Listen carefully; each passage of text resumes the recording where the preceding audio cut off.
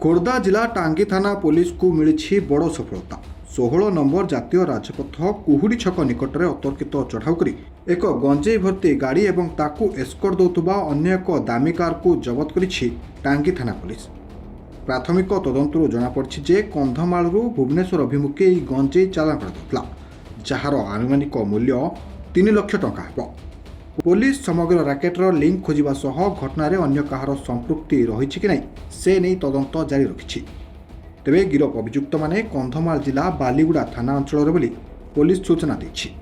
विशेष सूत्र खबर पाई आम पेट्रोलिंग कर समय जाना पाइलु जे बालीगुड़ा थाना एरिया कंधमाल जिलूर भुवनेश्वर को गंजेई चालाण हो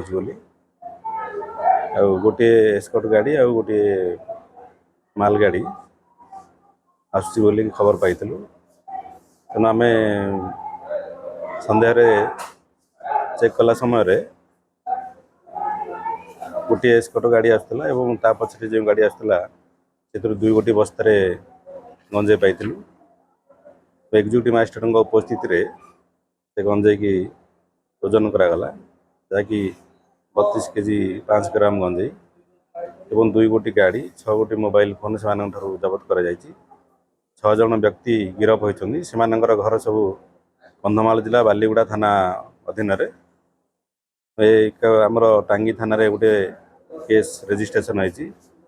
केस नंबर है 576/2026 एवं प्रत्येक फॉर्मालिटी करा आज आक्यूज मान कोर्ट फरवर्डिंग बर्तमान प्रिलिमिनारी इन्वेस्टिगेशन जहाँ से बालीगुड़ा अंचल आसिक भुवनेश्वर नौली बोली तदंत साफाकी अच्छी तेणु निश्चित भाव में तदंत भितर से आम लोकलोचन को आनबू। टांगी विजय बाहुबालेन्द्र रिपोर्ट रिपोर्टर्स टुडे।